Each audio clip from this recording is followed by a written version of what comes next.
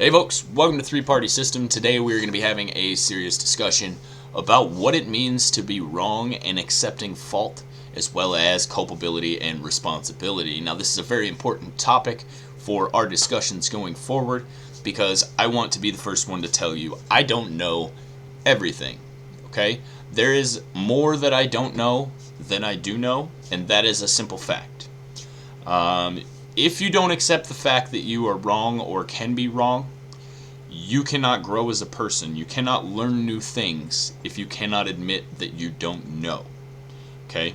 So this is where I want to start. I want to tell you all that I am not perfect. I don't know everything. Opinions do change. The opinions you hear me speak today are not the same as the opinions I had 10 years ago, and they might not be the same as the opinions I'll have 2 weeks from now.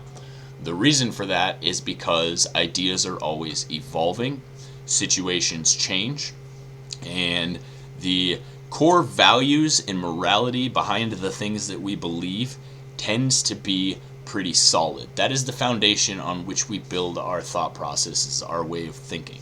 On top of that, we use the things that we were given by our parents and our family and hometown systems in order to expound on that a little bit more and start to develop an ideology. But an ideology starts with the word idea, okay? That doesn't mean that it's set in stone, and that doesn't mean that you're right.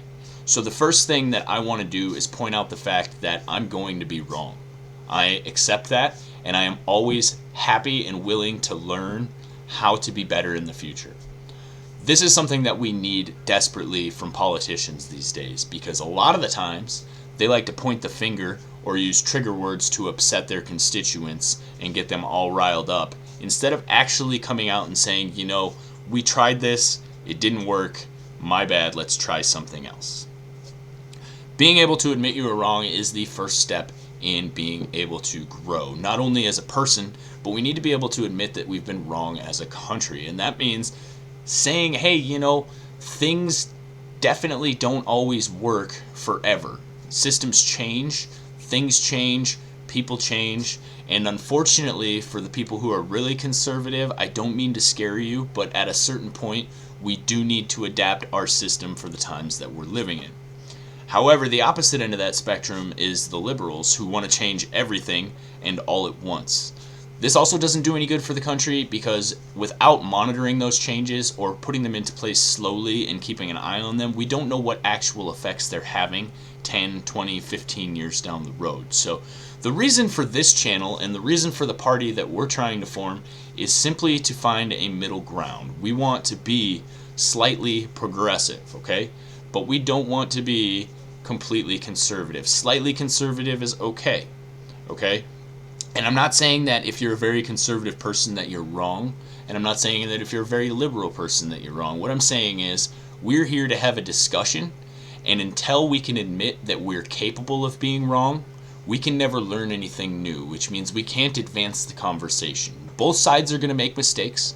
Both sides are going to have moments where they're wrong. It is our job as the people in the middle to take a look and say, hey, I think you need to re-examine your position and take in all of the facts because you might not be 100% correct on this. Now, that doesn't mean that you're a bad person because you didn't get it right. And like I said, nobody knows everything. There are things that you can't predict, and there are things that it's just impossible to know. The reason that this is so important is because in order for people to change, they have to want to change. And in order to want to change, you have to want to grow and learn. And in order to do that, you have to be able to admit that you were wrong. Now, I know it sounds like I'm really harping on this, but this is the base problem in America right now. I'm not knocking anybody, okay? I'm going to go through some mistakes that both of the previous presidents have made. I don't think either of them are great, okay? So keep that in mind when I say this. But you know, it would be a lot easier if they were to come out and say, hey, I tried this, it didn't work, than to come out and say, hey, no, we're just going to keep going, or I wasn't wrong, they screwed me over, or I wasn't wrong, they're making me look bad. That doesn't help, okay? These politicians trying to save face is only screwing us as a country. I don't care if you look like a man, okay? I don't care if your dignity is shattered because you made a mistake and said something about injecting bleach, okay? I don't care, okay? Admit you were wrong and move on, because that's the only way we can grow. And like I said, I'm not attacking Donald Trump. I'm not. I honestly, I had high hopes for the guy when he first got elected. I was hoping he would run the country more like a business and less like a giant country, basically. There are some values that I hold pretty close about the government not having too much control over my life. However, I don't identify as a Republican, as I've said before, because there are some things that I think the government should step in and take control of. So that borders very dangerously on the S word, which we'll be touching on later. But right now, we're going to stick with the topic of today's video. So if you think that there's a person you admire who has never made a mistake, then you're a fool. And I'm not saying that to chase you away. I'm not trying to insult you. I'm just telling you, everybody makes mistakes. Nobody is infallible. Nobody is perfect. Nobody is absolutely 100% right all of the time. It is impossible. It is not a thing that can happen. Okay? Again, we can talk about Joe Biden for a second. I really had high hopes for that guy too. But I always tend to have an optimistic outlook when things change, hoping that maybe they'll get it right this time. And I'm always sadly disappointed, like I am now, that we're just in the same cycle of stagnation, and all of these politicians are just, it's getting worse. None of them are doing anything to better your life. They are spending all of their time blowing dog whistles trying to get you to attack the other side. So you spend your time and your energy focused on hating somebody who really didn't do anything to you. It's just somebody to point your aggression at. And this is one of the most basic tenets of totalitarianism and tyranny, is basically saying, no, all of our problems come from those people over there. If we got rid of those people over there, it would be better. And we've seen this before several times throughout history, and it has never worked out well for either party. Okay? So you need to pull your heads out of your asses and admit that maybe, just maybe, the people who are giving you your orders don't know what the fuck they're talking about. Okay? Once you do that, you can accept the fact that you are a person and you need to formulate your own opinion. Don't just repeat talking points from CNN or from Fox News or from any of those other bullshit channels. What I highly recommend, and your homework for this video, is to go and spend the rest of this week watching the videos that are broadcast by Trevor Noah on The Daily Show. And you can find them online on YouTube. You can find them all over the place if you don't have cable, but they are on Comedy Central every night.